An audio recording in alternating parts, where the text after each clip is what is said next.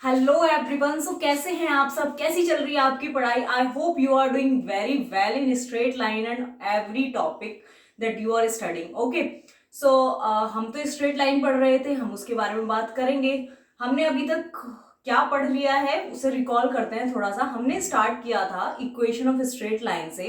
उसमें हमने first equation पढ़ी थी point slope form and second one we have discussed about 2 point form of straight line. ठीक है, third one we have discussed slope intercept form, और last हमने जो डिस्कशन किया था that was intercept form of line.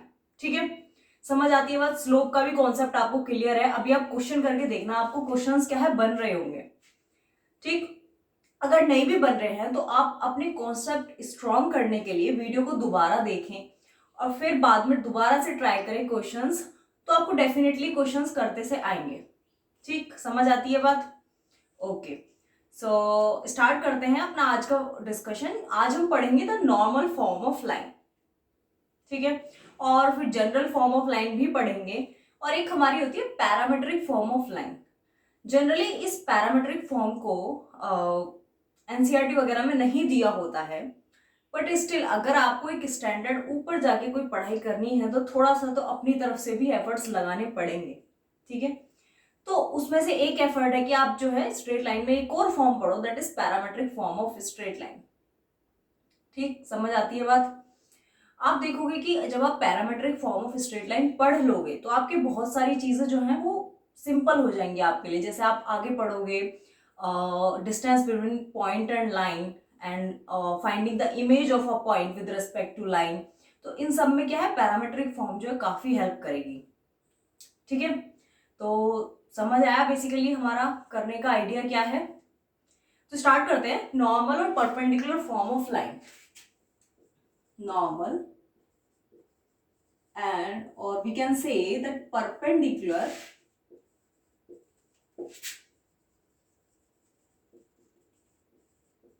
Form of straight line. ठीक है, ये हमारी कौन सी फॉर्म है? 4 फॉर्म हम ऑलरेडी पढ़ चुके हैं, this one is fifth one. ठीक, तो देखो इसमें क्या होता है, अगर मैं आपसे कहूं कि मेरे पास एक लाइन है, ठीक है, इस तरह से कोई लाइन दी हुई है मुझे, और मुझसे बोला गया है कि ये लाइन जो है ओरिजिन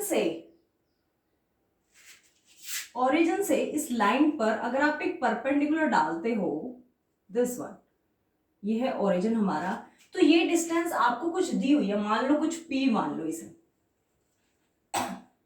समझ आई बात? देखो, और आपको ये भी बोला गया कि कितने एंगल पे दिया हुआ है। ठीक है, ये एंगल भी आपको दिया गया है, यानी अब आप दोबारा से रिपीट करती हूं मैं, आपको एक लाइन दी हुई है, ठीक है, उसका परपेंडिकुलर डिस्टेंस फ्रॉम ओरिजिन भी दिया हुआ है, दैट इज p। ठीक, और वो जो परपेंडिकुलर है ओरिजिन से लाइन पर, वो कुछ एंगल इंक्लाइन कर रही है एक्स एक्सिस के साथ, दैट इज अल्फा। समझ आई बात?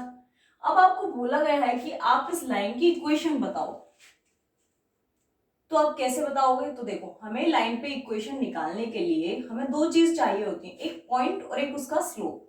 स्लोप निकालने के लिए पहले हम बात करते हैं एंगल ऑफ इंक्लिनेशन की। एंगल ऑफ इंक्लिनेशन होता क्या है? जहां लाइन एक्स एक्सिस को कट कर रही हो उस पॉइंट से राइट हैंड साइड की तरफ मूव करो और लाइन के साथ एंगल एंटी क्लॉकवाइज मेजर करो, this is the angle of inclination for the straight line. ठीक, तो आप एक बात बताओ, अगर ये एंगल थीटा है एंड अगर ये अल्फा है, दिस इज ऑल्सो 90 डिग्री, अगर ये 90 है तो ये भी 90 होगा, तो ये हमारा एक्सटीरियर एंगल की तरह एक्ट कर रहा है थीटा। एक्सटीरियर एंगल का sum, exterior angle is equal to the sum of this angle alpha plus 90 degree, यानी हमारा थीटा क्या हो जाएगा? Alpha plus 90 degree. अब ये तो देखो 10th क्लास का बेसिक है, ये तो मैं आपको यहाँ एक्सप्लेन बिल्कुल नहीं करूंगी। अगर नहीं आता है तो आप 10th क्लास की बुक उठाकर देखें, उसमें ये प्रॉपर्टी होती है कि एक्सटीरियर एंगल हम कैसे निकालते हैं with the help of interior angles. समझ आई बात? अब इससे हमारा थीटा क्या हो गया? अल्फा प्लस 90, और हमें क्या स्लोप बताना होता है, तो स्लोप के लिए हम क्या करते हैं? tan थीटा निकालते हैं। tan theta will be tan of alpha plus 90 और you can write 90 degree plus alpha. अब एक बात बताओ, 90 degree plus alpha tan of 90 plus alpha will be in second quadrant and second quadrant में हमारा tan क्या होता है, नेगेटिव होता है, तो यहाँ नेगेटिव का साइन आएगा और ये 90 है तो क्या ट्रिग्नोमेट्रिक रेशियो चेंज हो जाएगा, it will B cot alpha. तो ये क्या आने वाला है, minus cos alpha divided by sine alpha. Simple है, आ गया हमारा स्लोप m. अब मुझे क्या एक पॉइंट निकालना है. अब आप पॉइंट कैसे निकालोगे, देखो आप क्या करो, इस पॉइंट से, इसे कुछ आपने नाम दिया हुआ है, लेट्स से Q, इस पॉइंट से आप एक परपेंडिकुलर डालो x एक्सिस पर, कर सकते हो, कोई दिक्कत नहीं, ठीक है. अब आप एक बात बताओ, अगर ये कोई पॉइंट P है, ठीक है, और आप अगर ये ट्रायंगल कंसीडर करना चाहते हो OQR, तो इसमें आप क्या देख रहे हो, that sine alpha is perpendicular upon hypotenuse, perpendicular is QR upon hypotenuse is P, ठीक है. तो यहां से मतलब मेरा QR क्या आएगा, P साइन अल्फा. उसी तरह अगर आप cos अल्फा निकालोगे, it will be OR divided by P base upon hypotenuse, and this will be OR is equal to P cos alpha. समझ आती है बात, ठीक है. तो अगर आपको OR और QR लिखा दिया हुआ है, यानी this distance and this distance are given, तो यानी आपको ये पॉइंट के कोऑर्डिनेट्स पता चल गए, क्या होंगे, OR अगर P cos अल्फा है तो x कोऑर्डिनेट होगा हमारा P cos अल्फा, और अगर QR P sin अल्फा है तो हमारा y कोऑर्डिनेट हो जाएगा P sin अल्फा. समझ आती है बात. तो देखो अब आपको क्या मिल गया, आपके पास स्लोप है लाइन का और आपके पास लाइन पे एक पॉइंट भी गिवन है, तो आप क्या करोगे, आप लाइन की इक्वेशन लिखो पॉइंट स्लोप फॉर्म में. कैसे लिखते थे, y minus y1 equal to mx minus x1 where x1 and y1 are given points. y minus y1 is equal to mx minus x1. अब आप x1 और y1 की वैल्यू रखो और m की वैल्यू रखो. y minus y1 is what, p sin alpha, और m हो जाएगा हमारा minus cos alpha divided by sin alpha, ठीक है. And this will be x minus x1 is p cos alpha. तो ये क्या हो जाएगा, अगर आप sin अल्फा मल्टीप्लाई करते हो दोनों तरफ, तो it will be y sin alpha minus p sin square alpha is equal to minus x cos alpha plus p cos square alpha. अगर आप ये p sin स्क्वायर अल्फा को इधर लेके जाते हो और इधर p cos स्क्वायर अल्फा लिखा हुआ है, तो ये क्लब हो गए, क्या हो जाएंगे, p, ठीक है. तो y sin alpha plus x cos alpha is equal to p. ये आ गई हमारी नॉर्मल फॉर्म ऑफ लाइन, ठीक है. अल्फा एंगल इसमें क्या है, जो आपने परपेंडिकुलर लाइन पे डाली है ओरिजिन से, वो क्या एंगल इंक्लाइन कर रही है, क्या एंगल बना रही है एक्स एक्सिस के साथ, ठीक है. This is alpha. p क्या है, distance of line from the origin, perpendicular distance of line from origin, ठीक है. समझ आ रही है बात, कैसे निकाली, अच्छा लगा. तो अब नेक्स्ट फॉर्म डिस्कस कर लेते हैं, अगर आपको ये फॉर्म अच्छे से समझ आई है तो. नेक्स्ट फॉर्म क्या कहती है, जनरल इक्वेशन ऑफ लाइन. देखो आप क्या है, इन सभी फॉर्म्स को, डिफरेंट डिफरेंट फॉर्म्स को एक जनरल फॉर्म में लिख सकते हो, यानी ये कोई नई फॉर्म नहीं है, ठीक. General equation of line.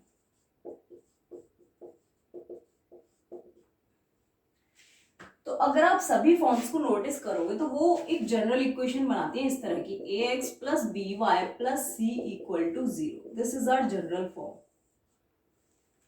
ठीक है. इसमें अगर आप स्लोप निकालते हो तो कैसे निकालोगे, आप क्या है, इसे पॉइंट स्लोप फॉर्म में कन्वर्ट कर सकते हो. कैसे करोगे, B Y equal to minus A X minus C, Y equal to minus A by B into X minus C, ठीक है. अब ये पॉइंट स्लोप फॉर्म में तो कन्वर्ट नहीं है, but this is in what, slope intercept form. Slope क्या होगा यहाँ पे, आप याद करो उसमें क्या होता था, y equal to M X plus C, इस तरह की फॉर्म होती थी. अब आप c को उससे कंपेयर मत करना, ठीक। तो यहाँ पे वहां उसके अकॉर्डिंग m क्या होता था हमारा, स्लोप होता, तो यानी यहाँ से स्लोप क्या आ जाएगा, माइनस a बाई बी। अगर आप कंपेयर करोगे इसे y equal to M X plus C से, स्लोप आ गया। उसी तरह अगर आप x इंटरसेप्ट लिखना चाहते हो तो आप क्या करते हो, इंटरसेप्ट फॉर्म कैसे लिखते हैं हम, x इंटरसेप्ट और y इंटरसेप्ट निकालते हैं।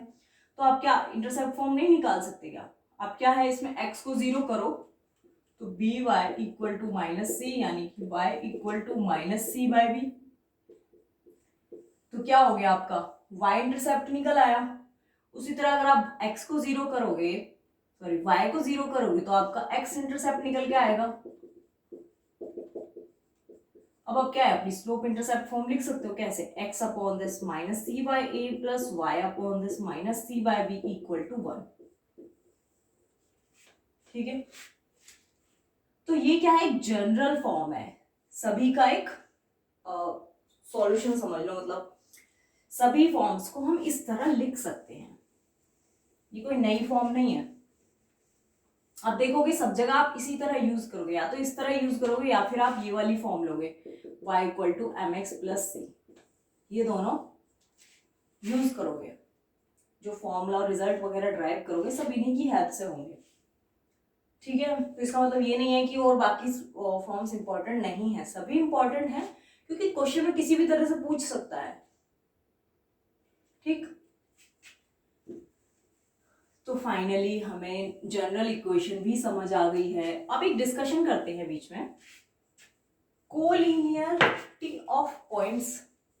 देखो आप कैसे कहोगे कि 2, 3 या 4 पॉइंट कोलिनियर है, कोलिनियर का मतलब समझ रहे हो, एक ही लाइन पे लाई कर रहे हैं। कोलिनियर ऐसे पॉइंट्स होते हैं जो एक ही लाइन पे लाई करते हैं। ठीक है, अगर आपको कोई 2 पॉइंट दे दे तो ये तो हमेशा कोलिनियर होंगे, क्यों, क्योंकि आप हमेशा एक ऐसी लाइन ड्रॉ कर सकते हो जो इनसे पास होगी। ठीक है,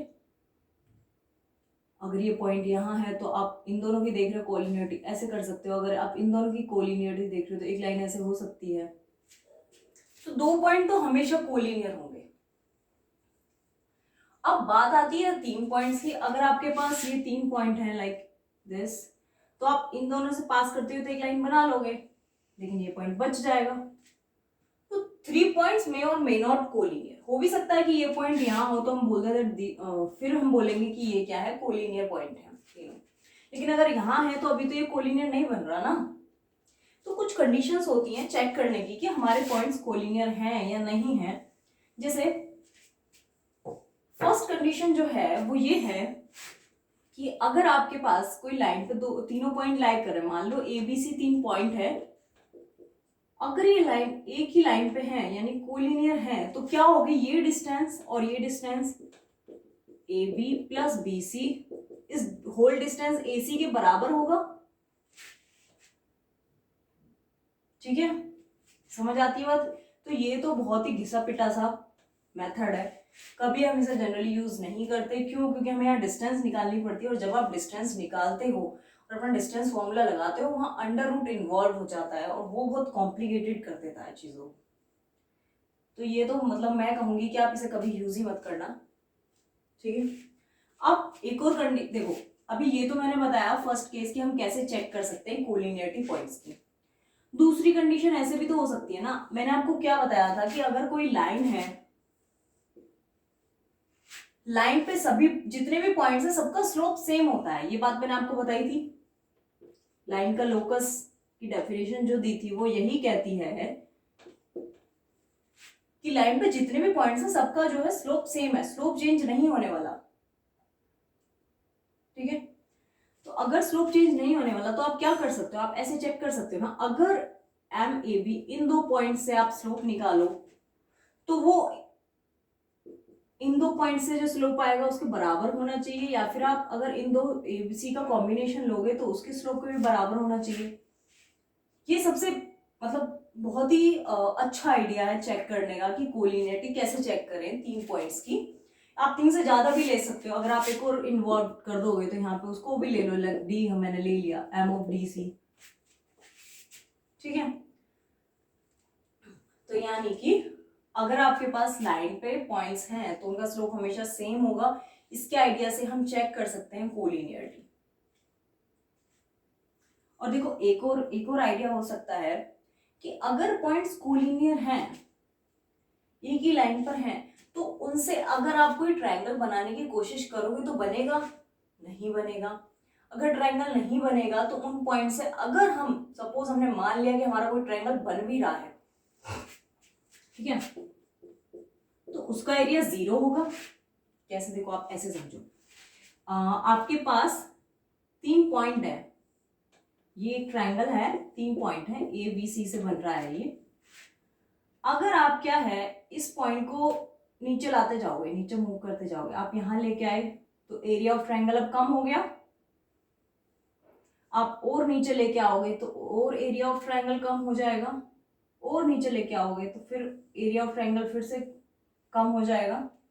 तो क्या है, एंगल एरिया ऑफ ट्रायंगल कम होता जा रहा है। लेकिन अगर आप इस पॉइंट को इसी पे लाई करवा दोगे तो अब तो कोई ट्रायंगल फॉर्म ही नहीं हो रहा है, अब तो एरिया हमारा 0 ही बन जाएगा।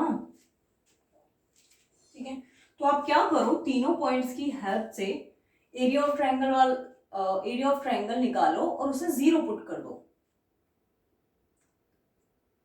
ठीक, तो वो क्या हो जाएगा कि हमारा जो है पॉइंट जो है कोलिनियर है।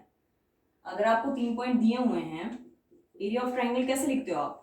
x1, y1, x2, y2, x3, y3। अगर 3 पॉइंट है तो एरिया ऑफ ट्रायंगल हम ऐसे लिखते हैं, this is x1 y2 minus y3 plus x2 y3 minus y1 plus x3 y1 minus y2। This is our area of triangle.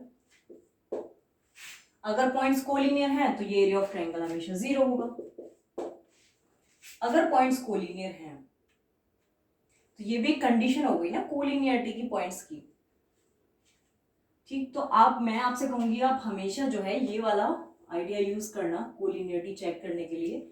In case अगर आपको कुछ अदर इंफॉर्मेशन की बिना आप ये नहीं यूज कर पा रहे हो तो आप ये वाला भी अच्छा है, इसे भी चेक कर सकते हो। इसे देख लेना अगर आपको करना है तो, बता दो दिया ये। समझ आती है बात कोलिनियरिटी की कंडीशंस? ठीक है, अब आगे डिस्कस करते हैं। आगे का डिस्कशन है parametric form of straight line.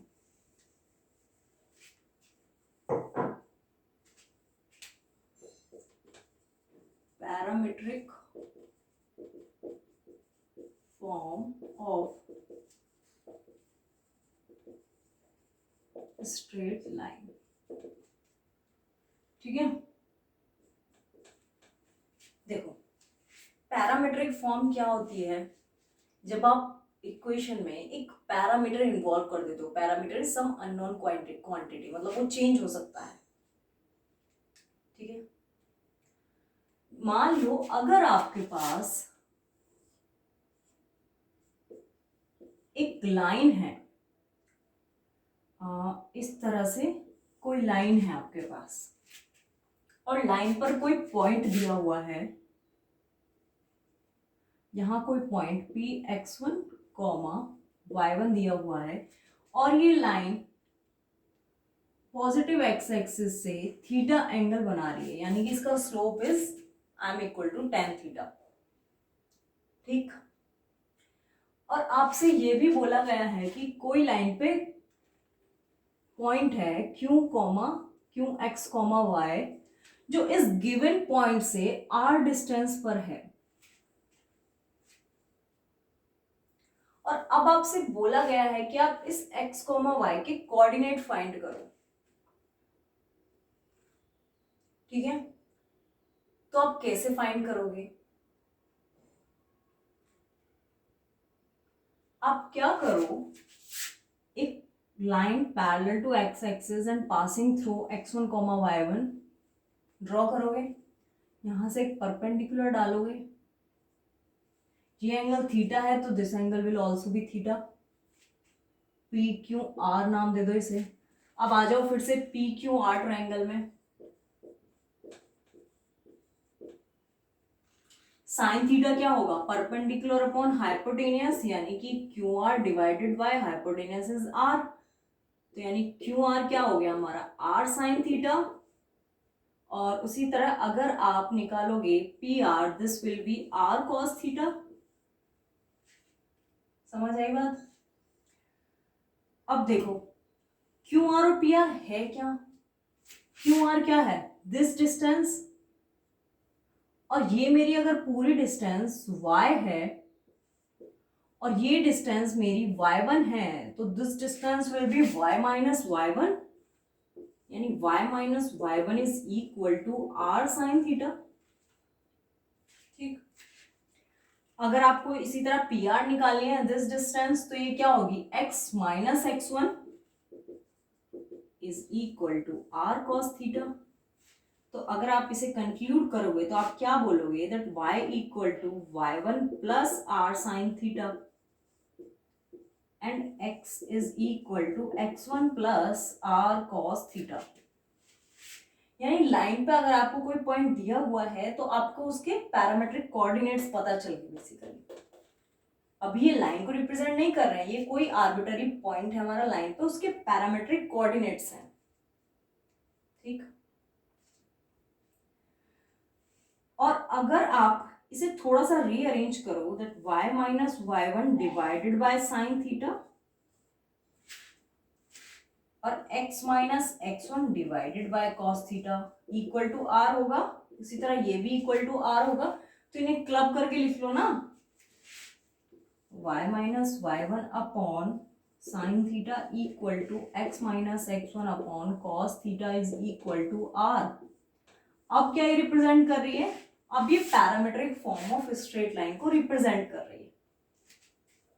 ठीक है, समझ आती है बात। देखो इसमें एक और बात समझो, अगर आप क्या करोगे, अगर आप इस डिस्टेंस, इस पॉइंट से, गिवन पॉइंट से आपने कोई आर्बिटरी पॉइंट आगे लिया, मतलब गिवन पॉइंट यहाँ है और आर्बिटरी पॉइंट लाइन पे ऊपर जाके कहीं मिल रहा है मुझे आर डिस्टेंस पे, ऐसा भी तो हो सकता है ना, ये पॉइंट मुझे कहीं आर डिस्टेंस पे पीछे मिल रहा हो सकता है, देयर इज पॉसिबिलिटी।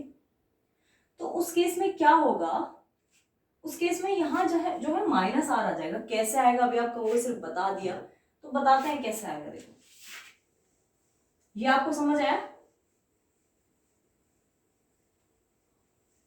अगर आपको पैरामेट्रिक कोऑर्डिनेट्स निकालने हैं लाइन के, तो आप क्या करो, y इक्वल टू, इस इक्वेशन को पहले कंसीडर करो, y minus y1 upon sine theta equal to r, इससे हमारा y आएगा, x minus x1 upon cos theta equal to r, इससे हमारा x कोऑर्डिनेट आएगा। ठीक है, तो देखो अब की बार क्या है, आप इसे बोल दो कि मुझे q पॉइंट गिवन है एंड आर्बिटरी पॉइंट है मेरा y, सॉरी p पॉइंट मेरा आर्बिटरी है। ठीक है, अब क्या मुझे गिवन पॉइंट से पीछे कोई पॉइंट दिया हुआ है r डिस्टेंस पे, इसके कोऑर्डिनेट फाइंड करने हैं। तो कैसे करोगे, सेम मेथड है, now this will be y and this will B y1। तो क्या हो जाएगा मेरा, Q R will be r sine theta. ठीक है, उसी तरह P R will be r cos theta, ये तो सेम ही रहेगा, आप देखोगे ट्रायंगल में। अब बताओ क्यू आर है क्या, क्यू आर क्या है मेरी, ये y1 डिस्टेंस, इसमें से y हटा दिया है मैंने, तो y1 minus y equal to r sine theta. ठीक है, ऐसी पी आर क्या है मेरी, ये पूरी डिस्टेंस यहाँ तक x1 है, इसमें से x हटा दिया, x1 minus x equal to r cos theta. तो फाइनली आपने क्या कंक्लूड किया, that y1 minus r sin theta is equal to y and x1 minus r cos theta is equal to x। ये तो आ गए हमारे पैरामेट्रिक कोऑर्डिनेट्स। अब अगर आपको इसे सुंदर सी इक्वेशन में लिखना है तो कैसे लिखोगे, y minus y1 is equal to minus r sin theta, उसी तरह x minus x1 is equal to minus r cos theta. तो y minus y1 divided by sine theta is equal to x minus x1 divided by cos theta is equal to minus r. ठीक है, अच्छा लगा? Okay, तो अब थोड़े से question करते हैं तो और ज़्यादा हमें आइडिया क्लियर होगा। जो अभी तक हमने इतनी सारी फॉर्म्स पढ़ी हैं लाइन की, कुछ क्वेश्चन करने तो जरूरी है। तो देखो,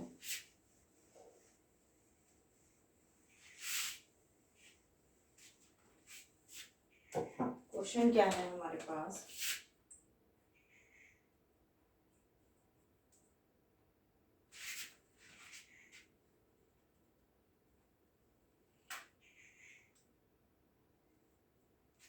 आपसे बोला गया है 0.3, 3, सॉरी 3, -4 एक लाइन को एक्स एक्सिस और वाई एक्सिस के बीच में 2:3 में डिवाइड कर रहा है, then the equation of line will be what. देखो, इस तरह कोई लाइन है एक्स कॉमा वाई, ठीक है, और ये 3, -4 पॉइंट कहाँ होगा, दिस विल बी यहाँ मान लो, ठीक है। तो ये क्या है, इस लाइन इस तरह से है, इस पॉइंट से पास हो रही है, ठीक। और ये लाइन जो है, ये पॉइंट 3, -4 एक्स एक्सिस और वाई एक्सिस के बीच में ये जो पोर्शंस हैं इन्हें 2:3 में डिवाइड करा है। दिस इज, यानी कि ये दिस इज 2:3। अगर आप इसे ए बी और सी नाम दो, then A B divided by B C is 2/3। समझ आई बात? अब आपसे बोला गया है कि आप लाइन की इक्वेशन बताओ। तो देखो, आप कैसे निकालोगे लाइन की इक्वेशन, ठीक है। तो हम क्या कर सकते हैं, अगर हमें A B divided by B C दिया हुआ है और ये पॉइंट हमें दिया हुआ है, तो ये पॉइंट वैसे ए रहा क्या होगा, a, 0 रहा होगा कुछ, और ये पॉइंट क्या होगा 0, b। तो अब आपको लाइन के इंटरसेप्ट अगर मैं आपसे बोलूं तो x intercept is a and y intercept is b। और अगर आप ये a और b निकाल लो तो आप इंटरसेप्ट फॉर्म की हेल्प से आप क्या है, लाइन की इक्वेशन लिख पाओगे, ठीक। तो आप क्या करो,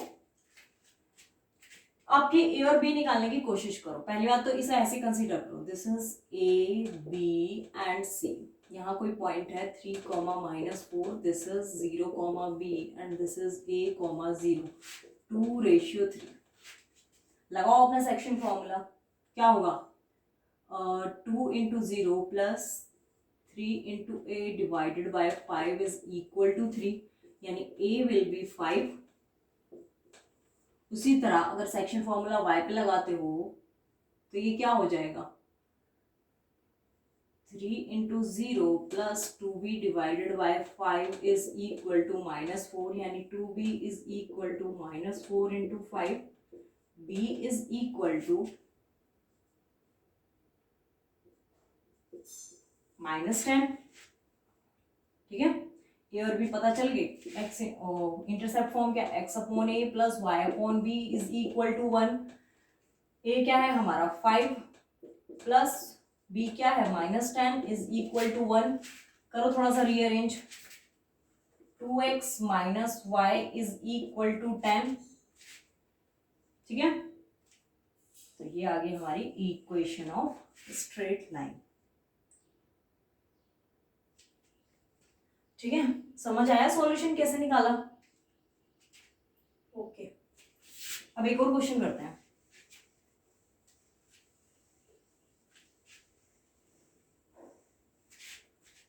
अब की बार आपको बोला गया है एक लाइन 2, -3 पॉइंट से पास हो रही है, ठीक है, और उसके इंटरसेप्ट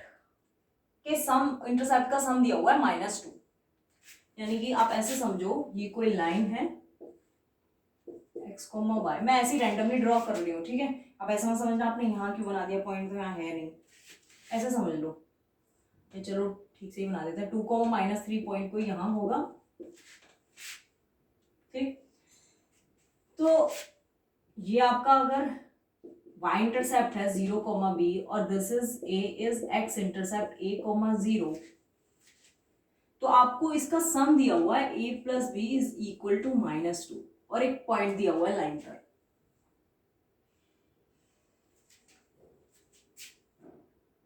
ठीक, समझ आती बात। अगर आप लाइन की इक्वेशन लिखो, it will be x upon a plus y upon b is equal to 1, और ये पॉइंट क्या है हमारा, लाइन पे लाइक कर रहा है, तो ये क्या हो जाएगा 2 upon a minus 3 upon b is equal to 1। ठीक है, थोड़ा सा रीअरेंज करके लिखो, 2b minus 3a is equal to a b. अब आपके पास ये दो इक्वेशन आ गई ए एंड बी में, ए एंड बी फाइंड कर लो, इक्वेशन लिख पाओगे, करते हैं। b equal to -2 minus a, -2 minus a minus 3a is equal to a -2 minus a, it will be -4 minus 2a minus 3a is equal to -2a minus a square। तो ये क्या हो जाएगा, -4 minus 5a and -2a minus a square. इसको ये वाली term सारी इधर लेके आओ, तो a square -4 it will be -5a plus 2a -3a is equal to 0। अब ये क्या होगा हमारा, a स्क्वायर माइनस, इसे क्या लिख सकते हैं, फैक्टराइज करो, it will be 4a plus a -4 equal to 0, a minus 4 plus a minus 4 is equal to 0। यहाँ से हमारा a 4 होगा या फिर a इक्वल टू -1।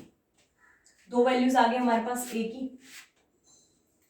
अब अगर a है तो b क्या था हमारा, -2 माइनस a, यानी b हो जाएगा -2 माइनस 4 इट विल बी -6, या फिर हमारा b हो जाएगा -2 प्लस 1 इट विल बी -1। अब आपको इक्वेशन ऑफ लाइन लिखनी आ जाएगी, सिंपल है। ए और बी की वैल्यूज पुट करो तो आपको दो पेयर मिलेंगे लाइन्स के। पहली बार तो ए को 4 पुट करो और बी को -6, दूसरी बार आप ए को -1 पुट करो और बी को भी -1 पुट करो। ठीक, इक्वेशन ऑफ लाइन आ गई।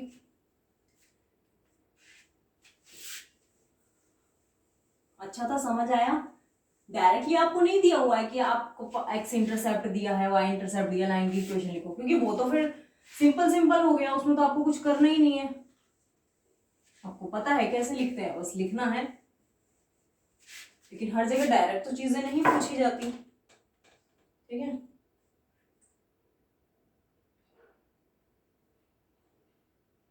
अब देखो, ये कोई क्वेश्चन गिवन है, इसमें क्या है, the equation of line on which the perpendicular from the origin makes 30 degree angle with x axis and which form a triangle of area 50 by √3 with axis. देखो, आपसे बोला गया है ये कोई लाइन है इस तरह से, और ये इस लाइन का एक्सिस के साथ जो एक ट्रायंगल बन रहा है, देख लो ना, ये लाइन है, ये एक्सिस है, एक ट्रायंगल फॉर्म हो रहा है, ये कोई पॉइंट ए है and this is B.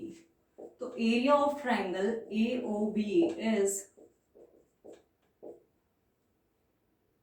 50 by √3, ठीक है। और आपसे बोला गया है कि अगर आपने ओरिजिन से एक परपेंडिकुलर डाला है लाइन पर, तो ये जो यहाँ एंगल फॉर्म कर रहा है ये परपेंडिकुलर, इट इज 30 डिग्री।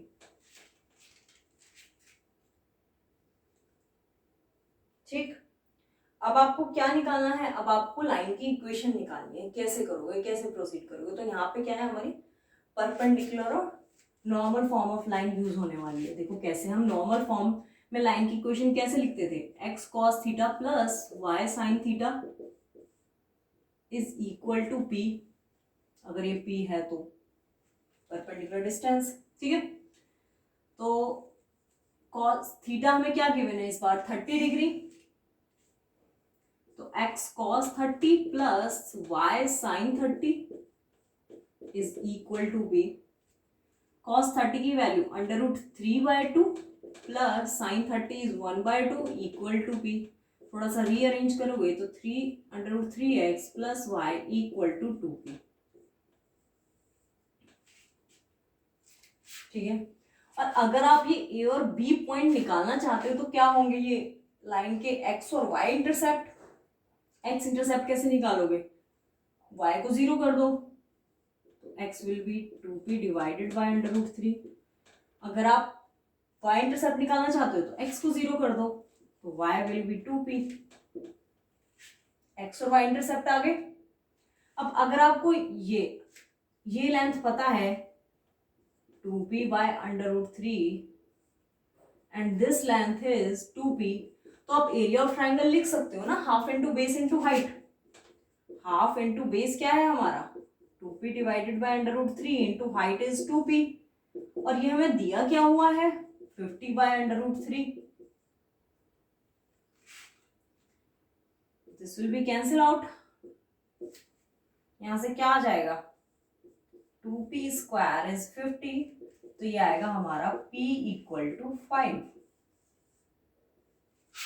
तो कभी मैं नेगेटिव साइन नेग्लेक्ट कर रही हूँ +-5 में -5, क्यों, क्योंकि ये हमारी डिस्टेंस है, परपेंडिकुलर डिस्टेंस, डिस्टेंस कभी नेगेटिव नहीं होती।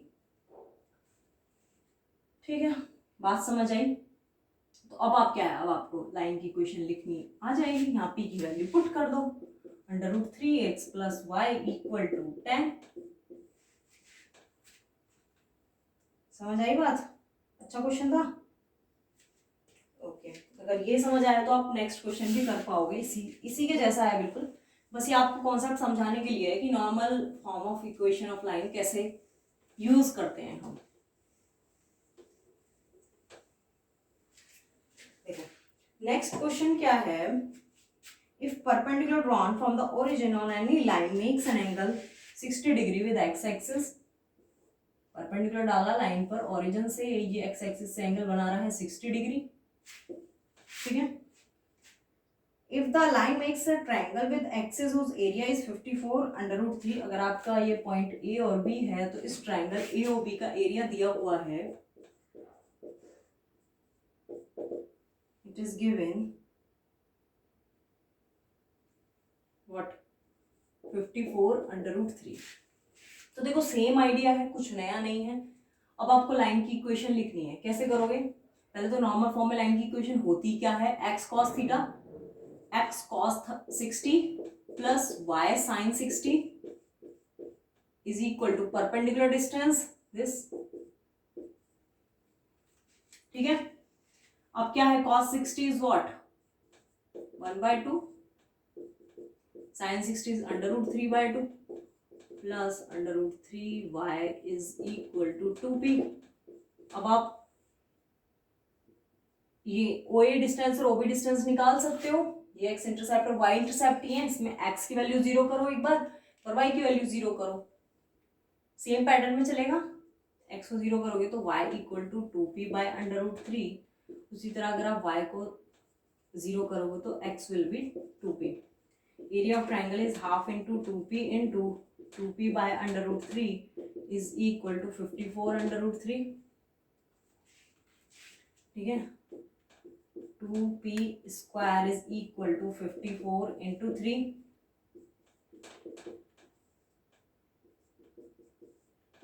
इट विल बी 9, p हमारा आ गया 9।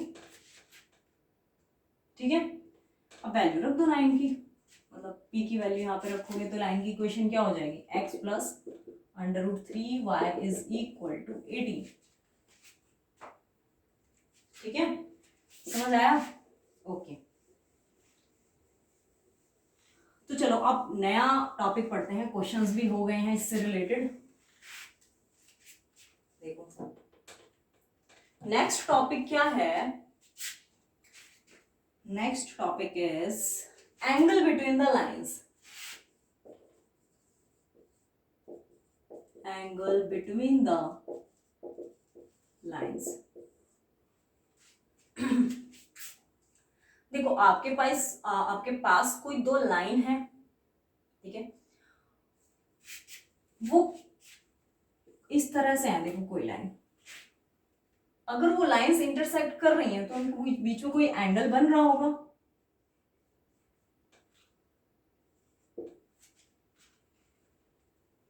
समझ आ रही है बात, ये कोई XY प्लेन है, ठीक है, ये कोई दो लाइन है मेरी, मैंने माना इसे L1 line and this is L2 line. तो देखो बेसिकली तो इनके बीच में 4 एंगल बन रहे हैं। आप ऐसे कहोगे ये भी तो एंगल बन रहा है, ये भी तो एंगल है, ये भी तो एंगल है, पर लेकिन ये दोनों एंगल तो इक्वल है, उसी तरह ये दोनों एंगल इक्वल है, तो 2 एंगल तो बन ही रहे हैं। और अगर मैं इसे थीटा नाम दे रही हूँ तो this angle will be 180 minus theta. ठीक है, तो एक एक्यूट और एक ऑब्ट्यूज 2 एंगल बन रहे हैं लाइन के बीच में। ठीक, लेकिन हम जनरली जब लाइन के बीच में एंगल्स फाइंड करते हैं तो हम एक्यूट एंगल कंसीडर करते हैं until you have given in question that you have to find the obtuse angle between the lines। ठीक, अगर आपको क्वेश्चन में ही दिया हुआ है कि आप ऑब्ट्यूज एंगल निकालो लाइन के बीच में, तो आप फिर ऑब्ट्यूज ही निकालोगे, अदरवाइज आप हमेशा एक्यूट एंगल ही फाइंड करोगे। तो देखो ये एंगल निकालेंगे कैसे। अगर आपसे बोला गया है कि L1 और L2 दो लाइन हैं इस तरह से, y equal to m1x plus c1 and L2 equal to y equal to m2x plus c2। ठीक, तो इसमें मतलब लाइन के स्लोप्स क्या क्या है मेरे पास, m1 एंड m2 दोनों लाइंस के। ठीक है, मान लो कि ये L1 लाइन जो है वो कुछ एंगल θ1 पे इंक्लाइंड है, उसी तरह L2 लाइन कुछ एंगल θ2 पे इंक्लाइंड है। समझ आती है बात। और अगर ये θ1 है, ये θ2 और ये θ है, तो θ1 की वैल्यू क्या हो जाएगी मेरी, θ2 प्लस θ। यहां से θ क्या आएगा मेरा, θ1 माइनस θ2। दोनों तरफ क्या है, tan ले लो, tan θ is equal to tan of θ1 minus θ2। tan a minus b का फॉर्मूला होता क्या है, tan a minus tan b divided by 1 plus tan a into tan b। याद आया थोड़ा सा ट्रिग्नोमेट्री में फॉर्मूला यूज करते थे ना, tan a minus b is tan a minus tan b divided by 1 plus tan a into tan b। तो यानी tan theta is equal to tan θ1 क्या है हमारा m1 minus tan θ2 is m2 divided by 1 plus m1 m2। आगे आपका angle between the lines. अगर आपको acute angle consider करना है तो आप क्या है यहां पर हमेशा मॉड यूज करोगे। ठीक है, क्योंकि अगर ये क्वांटिटी नेगेटिव आ जाती है तो उस केस में क्या है, थीटा हमारा ऑब्ट्यूज हो जाएगा। ठीक, समझ आई बात, कैसे हमने एंगल बिटवीन द लाइंस निकाला। अब देखो इसमें कुछ स्पेशल केसेस कंसीडर करते हैं। पहला स्पेशल केस क्या है,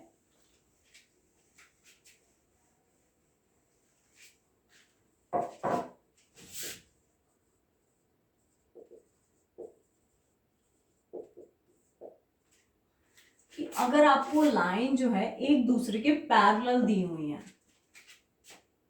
first one is lines are parallel. इस तरह से कोई लाइन है, या फिर कैसे भी हो सकती है, इस तरह से भी हो सकती हैं, पैरेलल है बस। ठीक है, अगर लाइंस पैरेलल हैं तो क्या होगा, मैंने आपको क्या बताया था, अगर लाइंस पैरेलल हैं तो हमारा स्लोप क्या हो जाता है, 0 हो जाता है। दो लाइंस है, पहले का स्लोप m1 है, दूसरे का स्लोप m2 है।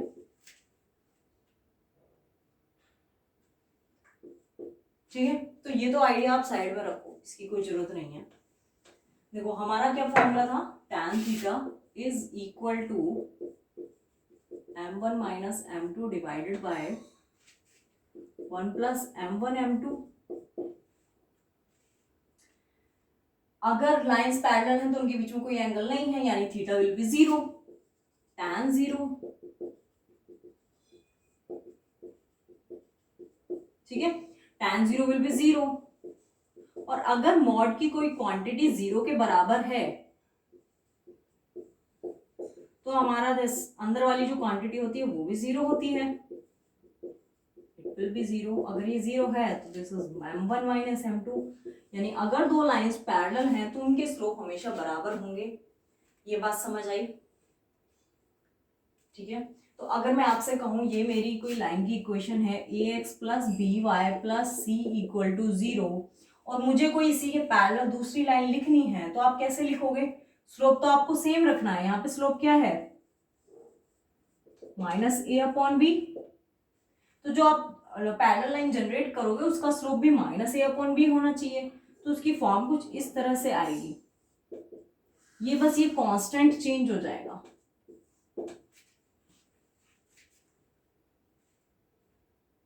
ठीक है, ये कांस्टेंट क्यों चेंज होता है? क्योंकि हो सकता है ये लाइन किसी और पॉइंट से पास हो रही हो, ये लाइन किसी और पॉइंट से पास हो रही हो।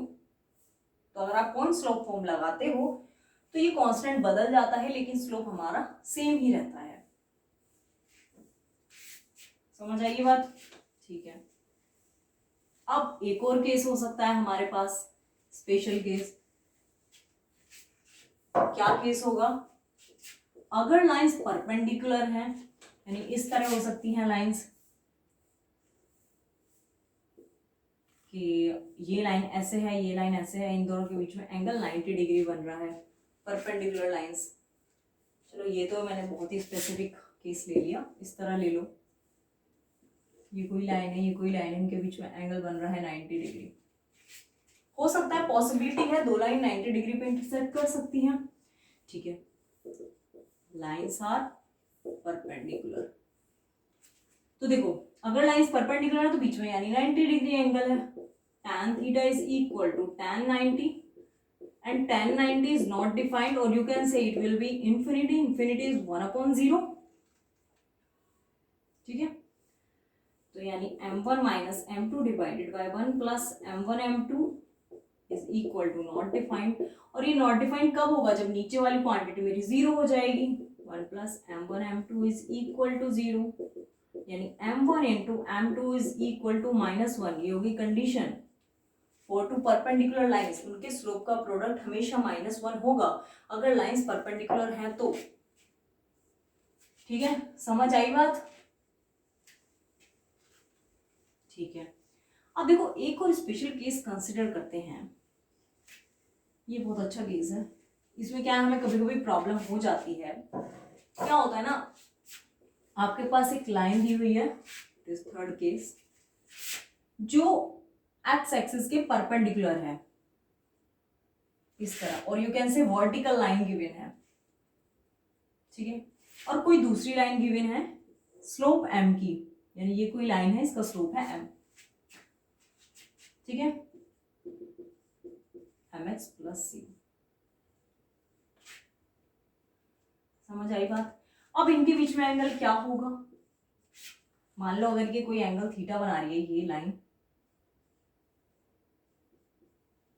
तो अब आप इनके बीच में एंगल कैसे निकालोगे? देखो, अगर ये 90 है, ये 5 है, ये थीटा है, तो एक ट्रायंगल वाली प्रॉपर्टी लगाओ, sum of angles of triangle are 180, यानी 5 plus theta plus 90 degree is equal to 180 degree, यानी 5 is equal to 90 minus theta. अगर आप tan phi निकालोगे तो this will be tan 90 minus theta, and अगर आप इसे tan 90 माइनस थीटा क्या बनेगा मेरा? cot theta. cot थीटा को क्या लिख सकते हो? 1 upon tan theta, tan phi,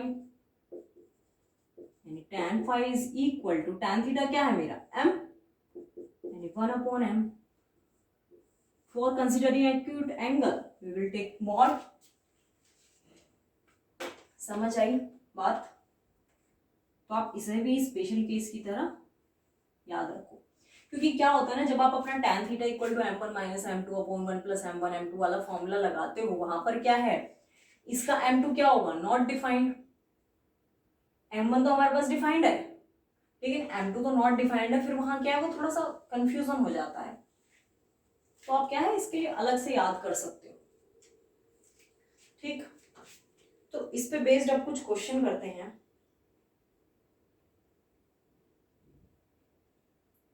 चलो ठीक है, क्वेश्चन बाद में ही करेंगे, आज का डिस्कशन यहीं तक रखते हैं। आप अपने घर पे क्वेश्चंस ट्राई करना, दोबारा से कॉन्सेप्ट को समझना अगर क्वेश्चन नहीं बन पा रहे हैं तो। और बहुत सारे क्वेश्चंस करने हैं, क्योंकि यहाँ क्या होता है ना, हम थोड़े से ही क्वेश्चन कर पाते हैं लेकिन कॉन्सेप्ट सब समझ रहे हैं। कॉन्सेप्ट की क्लियरिटी यहाँ पे आपको पूरी मिलने वाली है, लेकिन क्वेश्चन प्रैक्टिस शायद थोड़ी कम रह रही है, तो उसे आप खुद से कंप्लीट करें। ठीक, क्वेश्चन करेंगे तभी बातें समझ आती हैं। तो keep learning and thank you so much.